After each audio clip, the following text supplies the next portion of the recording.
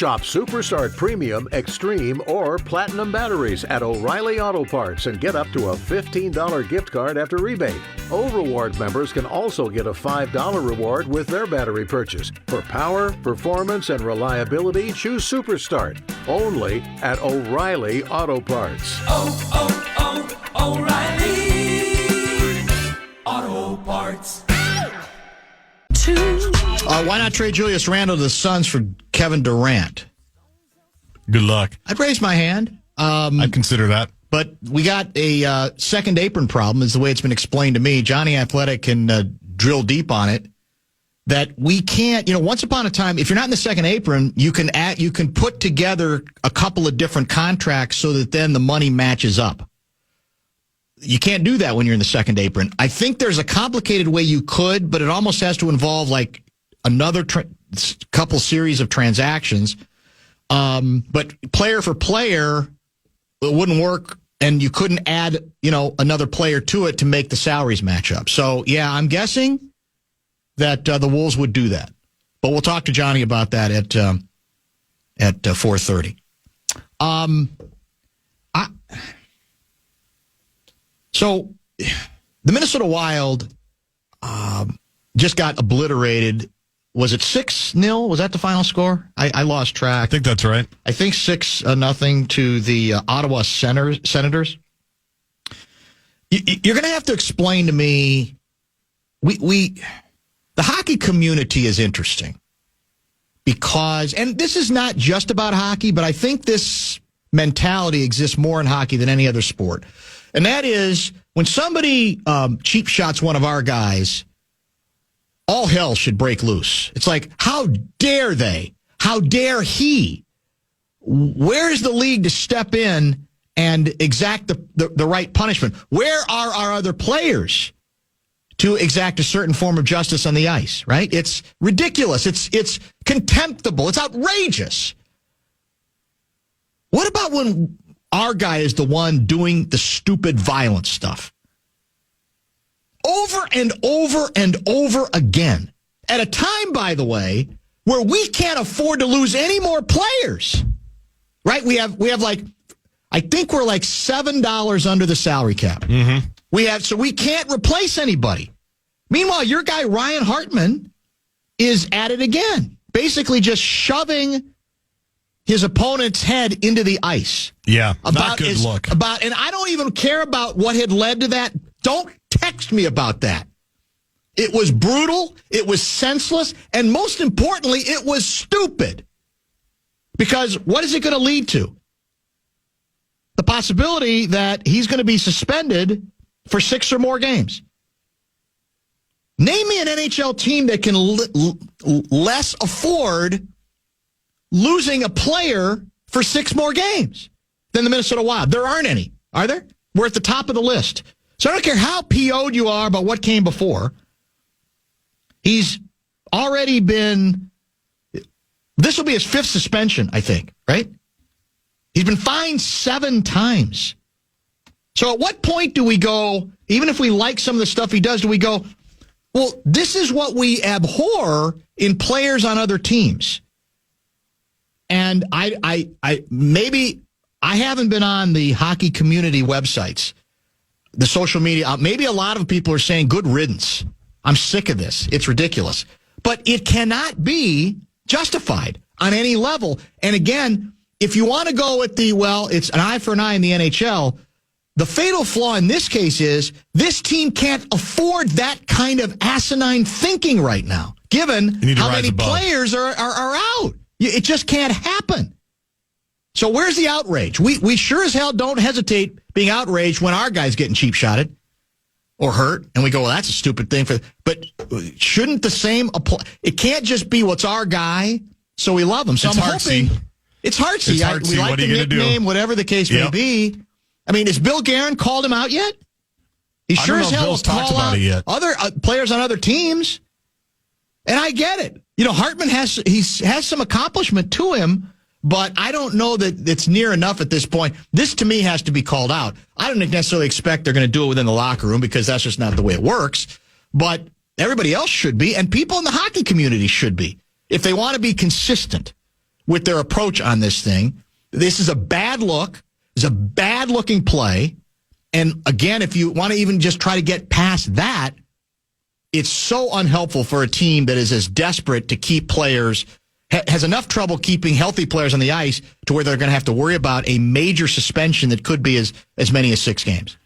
And this most recent one, I know there was stuff leading up to it, like you say.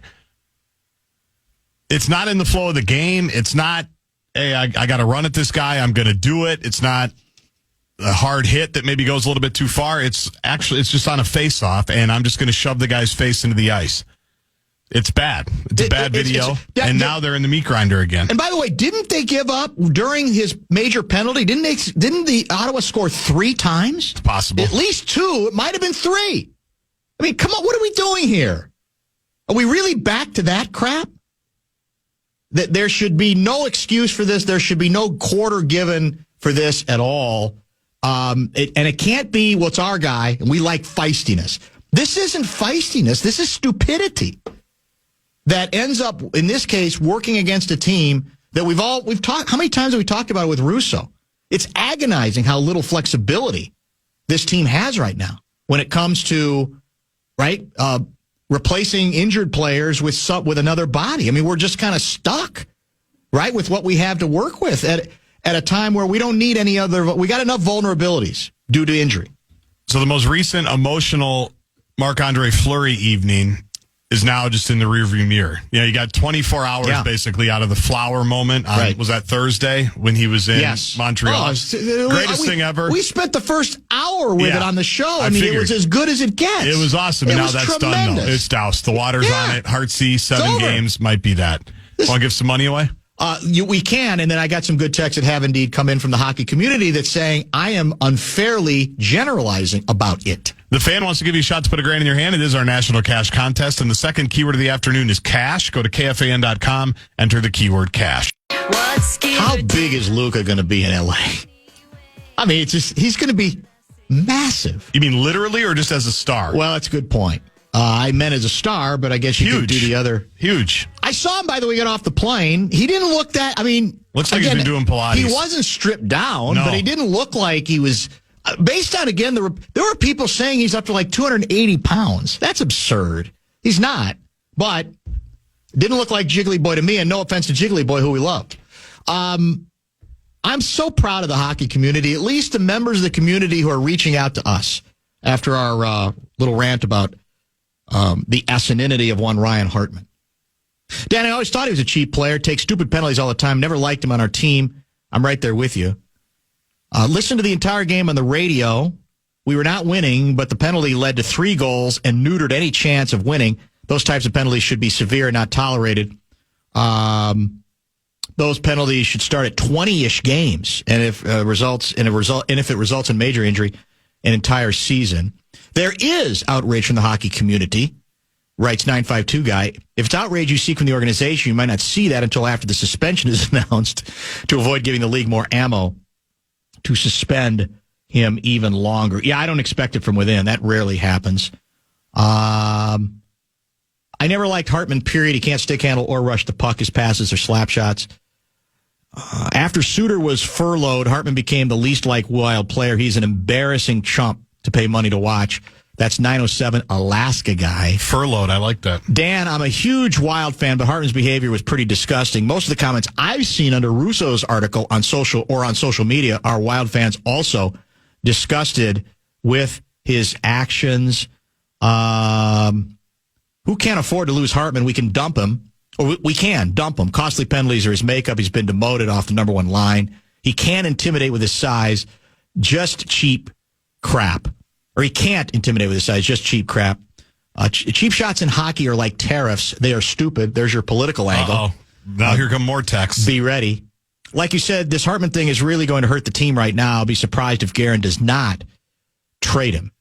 Hartman was just trying to fire up his team and took it too far. Come on, man. Stop it. Stop it. That's just... The center you did that to is probably pissing him off all game, and he finally had enough. No! Don't enable this crap. Not when he's going to end up missing as much time, and maybe it's better that he's missing, basically. Cut Hartman, what a moron. Man, so it's almost unanimous, at least from these members of the hockey community. That's good. You've got people. It's heartening, for sure. It's encouraging. Now, do they not like it because he's just not played that well historically? Or is it because of all the cheap stuff? Good question. It could end up being a combination of both. I agree, suspension warranted. For what it's worth, Louis was broadcasting, and I was surprised he didn't even think he should have been kicked out of the game. Is that true? Wasn't watching. We'll have Louis Wednesday. Yeah, because he's got some scheduling issues tomorrow. My gripe is when a player is injured by deliberate hit, the offending player should be suspended until the injured player is able to return. We've heard that suggestion before. I don't know that it's ever gotten anywhere. And I don't know how, I don't know if that's doable. It sounds good. It does. But I don't know if it's all that workable. And, you raise a good point because there was, look, you're going to have stinker games.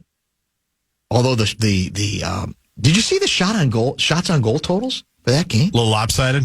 Let me see if I have the exact number. 58-16. It's not a lot of offense for our club. How often, in all seriousness, I'm not sure I've ever heard of more than 58 shots on goal for a game of you. You usually see that in like a section quarterfinal when Edina's playing a team that's not necessarily a good hockey school. That's exactly it. In fact, you know what I remember? That kind of disparity? Covering whatever the last Winter Olympics I covered. Might have been Nagano. And I went to a game involved. It was like a one-sided game. I don't know if it was U.S. against somebody or Canada against somebody. And the opposing team, I want to say, was from Japan. And they weren't really very good. And I went with a translator. The poor goaltender, I think it was like 89-7 on shots on goal or something like that. And just to say, well, what's that like, man? That couldn't have been very much fun. That's what it seems like. Wow. I wasn't watching JG on the Wild game. Least surprising comment ever. That's very sensitive hockey for community. Sure. Yeah. It's got to be. Is he 6'5" I think so. Yeah. He never identifies himself, but that may well be it. If someone would have done that to Kaprizov, our fans would want the perpetrator suspended for life. Yeah, that's Falmus. Just pulled up the text. Is that Falmus? It's in Los Angeles, Kevin. All right, sorry. I watched the videos of the flower thing. I was moved to tears in my hotel room. I wouldn't give, Chris writes, I wouldn't give the hockey community credit if a player took this penalty, the reaction would be different. Well, that was kind of what I was saying. Yeah, you were He's kind of already in the meat grinder with Heinze, number one. Right. But also Wild fans historically here the last couple of years. So does that make it easier to say throw the book at him? It probably does. It shouldn't matter, but in a real world sense, it probably does. Yeah, I'll be curious to know what Louis' view. But I know, I gotta believe Louis doesn't want to lose a player for that long under these conditions. Well, that's where you have to discretion. This notion that if your choices are, this might fire up my team for this game, or it might backfire and I'm going to be suspended for 5 or 6 games. What's the smart thing to do? I mean, no single game is worth getting the team fired up for if that's going to be the potential downside. Players I know they don't think that like that, right? But they do need to think like that more. That's the problem. Especially if it's somebody who keeps doing. Like I said, this will be suspension 5, if I'm not mistaken. Yes. Come on. We always say where there's smoke, there's fire when other guys are constantly suspended. Well, whenever your name is included in a paragraph like it was in The Athletic today with Matt Cook, that's not the company that you want to keep necessarily. I wouldn't think so. But like you said, everything felt so good after Montreal, man. That was such a moment. It was unbelievable. It really was. They wouldn't even let the game continue in Montreal. How did they not just call the game and go, guys, we've never done this before. I don't know what the score was. I'm sure we were ahead because 4-0, we won 3 or 4-0. But even at the point when they did the flower tribute, right, and the crowd is refusing to let stop the game go, and he never played for him. It didn't matter. He was one of them. That was all it took. It was a beautiful moment. I blubbered. We started the show with like 2.5 minutes of just noise, just sound of the reaction. Plus, I said the other thing that made it classy. Anytime you hear the PA announcer speak first in French, and then English, doesn't it not raise it to another level? It just seems more erudite and sophisticated. Mm-hmm. which is not something we're associating right now with hockey, given the activity of one Ryan. I don't think erudite and sophisticated match up with what Ryan Hartman's been up to. But how do you translate heartsy? I don't know. In French. Somebody will have to do that. Although, in his translation, he called the Vezina Trophy, I think he had the accent on the wrong syllable. I think he called it the Vezina Trophy. Vezina? Yeah, or Vezina Trophy, whatever it was. But it didn't matter. It still sounded so good. And then it was just people just cheering, holding up signs. It was awesome. It was tremendous. We got Jonny Athletic. Well, I'm sure he'll have an opinion on Ryan Hartman. That's for sure. We'll find out if he's going to predict who's going to end up owning the Wolves, because we're finally on the brink of getting that announcement. And do we have any trades working? Is it possible something might now that our guy might be inspired by one trade of the century and a pretty significant deal also within the conference involving one of your favorite players for the Sacramento Kings? Speaking of a team getting the rich getting richer, how about the San Antonio Spurs, Davey? It's time for Jonny Athletic. Jonny Athletic. Jonny Athletic. And he's on the Dan Marrero right now. Boy, this is a big package. Brought to us by RBC Wealth Management. Johnny joins us via the Connecticut Water Systems hotline. Can you finally put us out of our misery and flat out tell us right now, 4:33 p.m. Central Time, 100,000 watt radio, who is going to be the ownership group moving forward for your Minnesota Timberwolves? Come on, just spill it. I know you know. Spill it. I absolutely do not know. I wish I did know. I think by this time next week, Dan, when I come back on the program, we will have an answer to that question, at least of who won the arbitration. Oh. But I think it's going to go right down to the wire here. Maybe Friday, maybe Monday of next week is the 10th. I think that's the absolute deadline. It seems like these arbitrators, like the NBA itself, loves drama, loves to drag it out, and that's where we're going. So everyone is on pins and needles around the organization. Nobody knows what's going to happen, and we're all just waiting with bated breath here. Well, wait a minute. You're making it sound like that there's another step even if somebody wins. I thought there was no appeal to whatever this ruling is. No. Yeah. So I'm glad you brought it up. There's no appeal. The only appeal would be if either side could prove that one or more of the arbitrators were compromised in some way, shape, or form. It's very difficult. But what is going to happen, Dan, if Glenn Taylor wins, then he just keeps the franchise. Right. He wins, they go forward, that's it. If Mark Lowry and Alex Rodriguez win, they still have to be approved, right? They still have to be approved. So they will be basically granted that 90-day extension to finish the acquisition that they said that the contract is entitles them to. And so they'll have to go through that whole process, be voted on, do all of that stuff, and that will take time. So it will not be an immediate. If they win, they are not immediately in control. That would still take some time, and they'd have to jump through some hoops. And there's no truth to the rumor that if the new owners do win, A-Rod, Lowry and company, that Michael Bloomberg intends to move the franchise to Long Island, the third New York team. That's not going to happen, is it? I not that I'm aware of. I guess you can never rule that out, Dan. I mean, because New York, the second franchise there is doing so well in the shadow of the Knicks that why wouldn't you want a third team there? Yeah. So, I would say the more likely scenario is he maybe chips in a few bucks to help out to build a new arena here and keep it here. But hey, who am I to say what's going to happen in another year or two if that happens? We'll get to Luka in a minute because we spent a lot of time on it early. I do want to cover some other ground first to make sure we do not run out of time. So earlier somebody texted, hey, here Durant might be available. How about Randall for Durant? Will you explain the second apron limitations that I thought made that deal literally impossible even if the Wolves would want to do it and Phoenix would be ready to do it?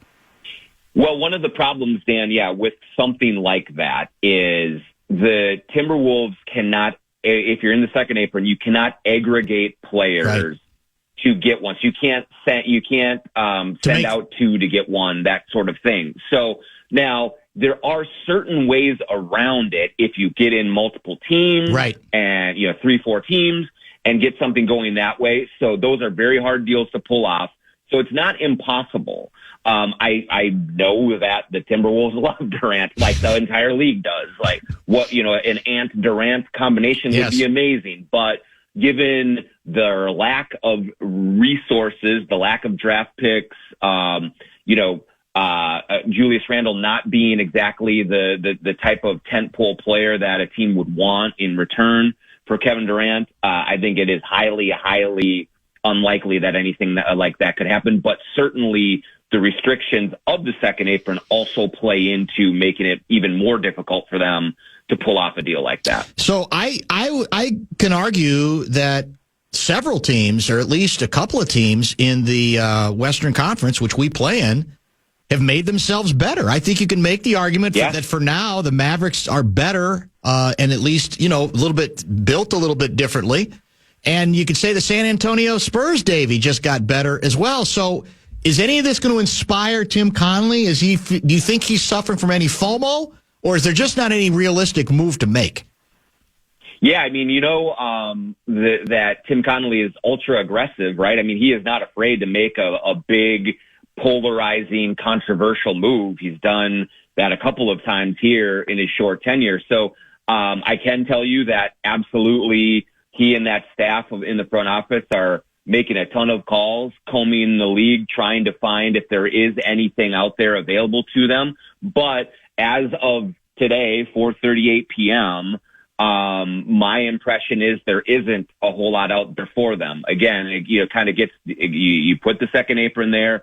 Their lack of draft picks. They have the Detroit Pistons first round pick, but you got to be careful trading that because they don't have their own pick coming up here. And so you're looking at that asset. I think they have a few tradable assets. Right. You have Edwards not going anywhere, but you have Jared McDaniels. You have Naz Reid. I don't think they want either one of those guys to go. I think they see long-term futures for those players here. And so barring the ability or the access to a major star, a Kevin Durant, Luka Doncic, whoever it was, right, they were not going to part with one of those big pieces. And if you're not going to do that, there's really not anything else out there, because I don't think, Dan, that it would be smart really to go and get some sort of like 8th or 9th guy, because they want Rob Dillingham to play. They want some of their younger guys to get minutes. And yeah, well, I mean, yeah, the front office does. Okay. Certainly Chris Finch wants to eventually. He's having trouble trusting these guys, but I don't think they want to bring someone else in that gets in the way of these guys either. So as of right now, I don't think that there is a move out there for them. Things can change, but I don't think it's going to happen. So again, I don't even know financially this would work, but as the just for the game of the fun game of it, do you think the team would have considered or should have considered a deal, a one-to-one, largely one-to-one deal of Luka coming here for Anthony Edwards? If you want to talk just strictly basketball, yes, player for player, right. Luka is a better player than Anthony Edwards. Correct. So and he's not that much older. Correct. That you would really have to strongly consider it, I believe. That said, I feel very confident in saying that the Wolves are one of maybe 3 or 4 teams in the league who, if they were offered that opportunity, would have said no. I think San Antonio would say no for Wembanyama. I think Denver would say no for Jokic. I think probably OKC for Gilgeous-Alexander, but maybe not. There's a very short list of teams that wouldn't part with their number one star for Luka Doncic, but I believe that Anthony Edwards is one of those guys. I think that they have seen him take a leap with the shooting. Certainly since in January, he was amazing, but more importantly, they know that he's comfortable in Minnesota, that he feels good with this organization. He likes living here. All of those things that you just never know about when you're bringing another star in, and certainly a superstar to the level of Luka Doncic. So I believe that if Nico Harrison had called Tim Connelly and said, will you do Luka Doncic for Anthony Edwards, factoring everything in and not just the basketball, I think he would have said no. Were we ever in the De'Aaron Fox sweepstakes? Kind of a similar situation to KD, Dan. Yeah. Yes, I think that the Wolves have strong interest in De'Aaron Fox. They really like him as a player. I'll tell you that Anthony Edwards loves De'Aaron Fox. He's at a position of need at point guard. We'll see what Rob Dillingham develops into, but at least, he could slot in right now and be a super starting caliber point guard for them. And so there are people with all over the organization that love him. It always came down to a couple of things. One is having the assets to pull something like this off and get him to, and convince the Sacramento Kings to send him here. And also, convincing De'Aaron Fox to come to Minnesota. True. He's been in a small market, of course, but I think that all the indications were that Fox wanted to go to San Antonio and play with Wembanyama. And so I don't think that the Wolves were ever in any kind of a situation where they're even close to getting into serious bidding for him.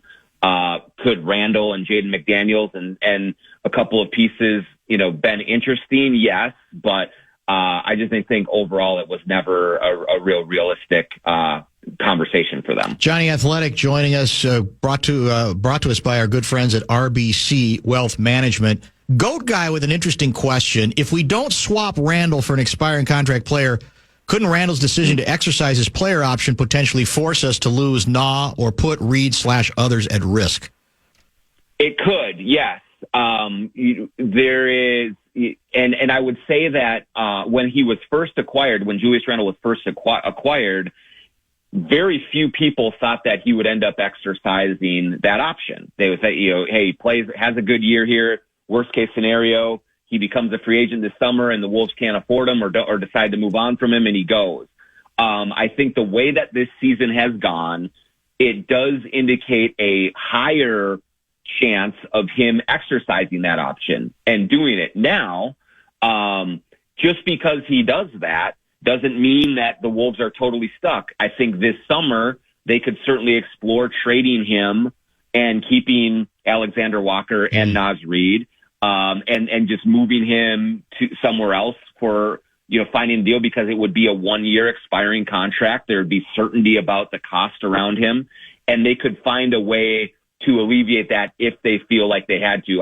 I've been told, Dan, that they actually are confident that they are in good position with Naz Reid, and they are in good position with Nickeil Alexander Walker for the long haul. And so we'll see how that all plays out. But certainly Julius Randle exercising that option would be a fly in the ointment there, and they'd have to figure out a way to adjust. But I don't think that they are of the mind that they are in real grave danger of losing one or both of those guys. All right, the trade that shook the National Basketball Association world, probably the biggest trade ever when you factor in the greatness of players on both ends. We've certainly had better players traded, but generally, like if it's Kareem, it's for like 4 or 5 pieces coming back the other way. This one is pretty much shaking everybody up.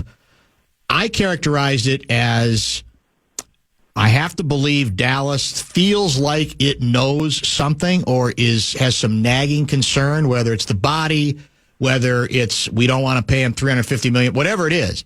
But on the other hand, I also believe that the LA Lakers 100 times out of 100 have to make this deal as well, that they're obligated to take that risk given the talent and productivity of the player and age of the player involved. What do you think? 1,000,000%, Dan. I will tell you, like I was when the trade came down, when it broke. My friend Shams, who used to work with the Athletic and now is at ESPN, put it out on Twitter at Saturday night after that Wolves game. I was hanging out with a few basketball people, and I looked at it and I showed it to them, and we all looked at it and said, "No way! He got hacked. Like there's no possible way that is the deal." But yes, you do it 1,000 times out of 1,000 if you're the Lakers. Number one is Luka Doncic has had sort of these quote unquote concerns about his conditioning for his entire career. Right. and he's been playing 40 minutes every night. He misses some games in the regular season, that's for sure. But he plays, and he plays big minutes, and he goes deep into the playoffs a lot. And so you take that guy every single time. Not only do you take that guy, but for Rob Pelinka, the Lakers general manager, to take him and only have to give up Anthony Davis, great player, fantastic player, but almost 32 years old, and only one first-round draft pick, it is unfathomable that the Dallas Mavericks went to the Lakers and said, here is one of the very best players of this generation. You can have him, but we're only going to take one draft pick. If I'm going to make that trade, if I've decided to trade a player of Luka Doncic's stature, I don't care the concerns about him. I'm saying you are giving me every possible draft pick you have. You are giving me Dalton Connect and Anthony Davis and maybe even Austin Reeves as well. That's how good Luka Doncic is. And it was an all-time fumble by the Mavericks to do it the way that they did it. So what is your theory on why? I understand that they talked about we wanted to keep this tight. That's why no one knew. That's why people thought the individual who reported it was hacked, etc.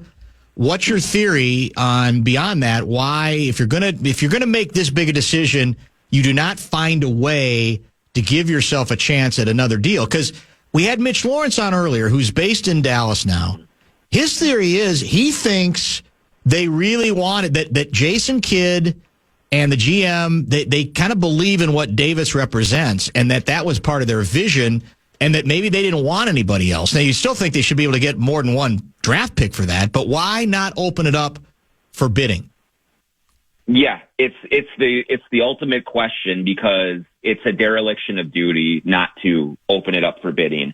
But from all of the reporting, and I've talked to some people who know people around that organization very well, and the Athletic's done a bunch of reporting, ESPN as well, it does seem like Nico Harrison, the Dallas Mavericks GM, had a very strong relationship with Anthony Davis for a very, very long time, going back to Harrison's days at Nike. He really believes that AD is a transformative player and is the kind of player that they need to win a championship there. That's all fine. I don't even disagree. Like, AD is terrific, and he's had an amazing season, but it is a mismanagement of the asset that you have to not take it to market. I think the other thing that they were very concerned about is if you do take Luka Doncic to market, to several other teams, 4, 5, 8, maybe you go to Milwaukee for Giannis, maybe you come to Minnesota for Ant, maybe you go to Boston for Jason Tatum, whoever it is that you seek out. What you do is you run the risk of it leaking that Doncic is available. And then the public outcry that you've already seen in Dallas post-trade could have been at such a fever pitch that it influences your ability to pull it off. The ownership looks at it and says, whoa, our whole fan base is revolting. We can't do this. I'm going to nix it. It was clear that Nico Harrison was committed to getting Anthony Davis, to moving on from Luka Doncic, and he wanted to do it under the cloak of darkness so that there was nothing that could sabotage it. Yeah. And that public pressure is one thing that very much could have. Yeah, that makes sense, actually. Johnny, we may have more trades, may not involve the Wolves, but there's still a few days until the deadline. I think it's Thursday, 2 o'clock Central, I think. So, that's right. But on the basis of the deals that have been made and just sort of the landscape as it exists in the Western Conference, name me the top, in the proper order, 1, 2, 3, 4, 5, the teams that you think have the best chance to reach the NBA Finals. In the West? Yes. Yeah. Okay. So I think OKC is still number one because they will eventually get Chet Holmgren healthy, and they've been the best team all year, and they fit together. So that's number one. I would probably put Denver number 2. I would put Dallas number 3. Yeah.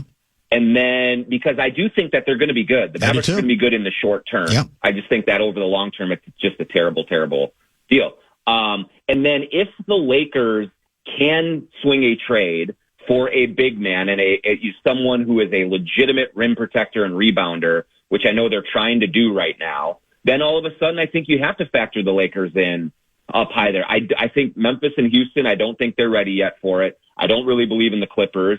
And that's why I still do believe that the Timberwolves, if they get the right matchup in the first round, I think they can have success in the playoffs because I think they are playing better, Saturday aside, and they're going to be in the mix to be at least, a talking point going into the playoffs. But, yeah, I would go OKC, Denver, Dallas, and then the Lakers if they get a center. If the Lakers don't get a center, I think they're a year away from being championship contenders. Well, you know what's going to happen? We're going to play the Lakers in the first round, and Luka's going to just stick it to us again. Yeah. He's just going to toy with us. He's going to taunt. It could happen. Could easily happen. I tell you, even if they don't get a center, Dan, and you go into a first-round series, and you say, we're playing LeBron James and Luka Doncic, buckle up, man. That is a daunting proposition. And so they are a factor now in a way. And that's the thing. I can hear Wolves fans right now being like, I cannot believe this happened to the Lakers because they were not going to win as currently constructed. They were on the downside of the LeBron James era, the AD era. They were cooked. And I know they were having a solid season, but they're fading. And now they have been gift wrapped. Rejuvenated. One of the very best players, that is, the best young players that's ever played the game. And it literally fell in their lap. And it was not only gift wrapped to them, but with such an unbelievable deal that they can actually still go out and get a center. It's amazing to me how lucky these guys are time and time again. As we said earlier, this is the stuff I think that does feed. I don't believe the conspiracy theories, but this is what feeds it. Is you go, wait, what? What? The Lakers? Yeah. We were kidding. Guardsy was just out there. He saw all the statues. They're going to have to build another plaza because they're going to have to keep adding statues. They've got so many. And it goes all the way back, obviously, to Kareem. Wilt was traded there. Yeah. They end up with Shaq. They make the draft day deal for Kobe. It's Pau Gasol, which they got for a bucket of balls, basically. At least Stern blocked the Chris Paul deal all those years ago. That's a good point. Yeah. Forgot about that one. Yeah. It is uncanny, is it not? It's incredible. And here's where the one thing I will give the Lakers in this situation where, LeBron just wanted to live in LA. And that's why they were dead in the water until he decided, you know what, I want to live in LA. And that changed things for them. That's all lucky. So much of that is luck. In this time, though, Rob Pelinka, seriously, with a straight face, looked at Nico Harrison, who said, I'm going to give you Luka Doncic. I need Anthony Davis. I need Dalton Connect and 2 first-round picks. And Rob said, no. I mean, it's like, I cannot even imagine being in the room and hearing that. And that's done. You can have whatever you want that is not LeBron James and take it and go, and we will take Luka. He said no, and he got an unbelievable deal out of it. So credit to him. Oh, God, yes. And the chutzpah that he had for that. That's amazing. That's about, you could, if you never make another deal, right? You should retire in Cooperstown if they've got a general manager's Hall of Fame. You get in just on that basis alone. I don't care, Dan. I tweeted this on the night of. I don't care if Luka Doncic's calf explodes tomorrow and he never plays a game for the Lakers. Yeah, right. To execute that deal in that moment with that asset where you were and say, he's a little overweight, so I can't give you both first-round picks. What?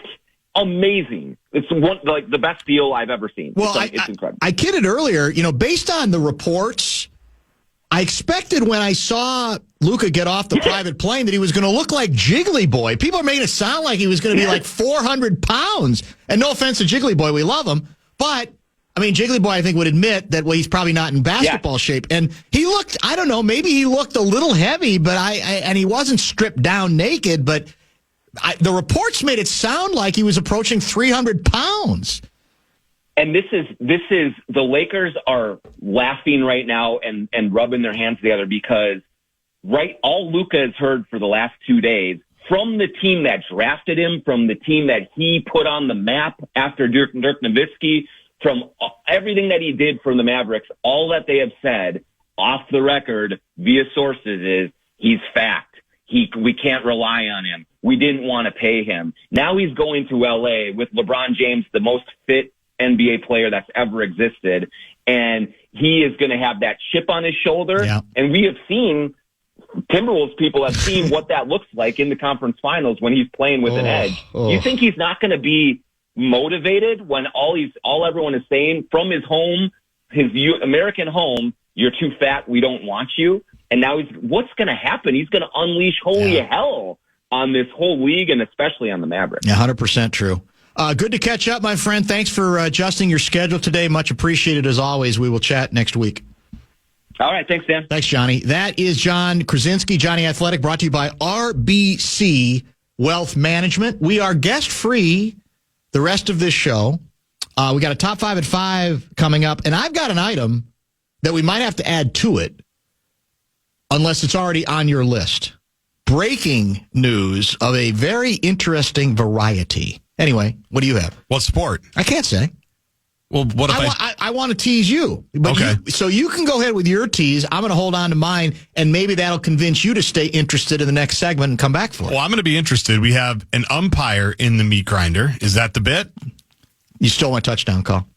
Should we start over? That's your credit. That's okay. Should I hit the dump button and then nobody will have heard it except on the stream? It's too late now. I asked for it, and you have a right to answer the question. Well, you weren't on yesterday, but there's a baseball ode to a dead guy we need to get to as well. Have you heard that's about true. it? I have heard about it, and I'm glad you reminded me. Bumper to bumper regular over That's the true. years we'll talk about. We'll give you the NBA trades, and whether we're ready or not, the Wolves are back tonight.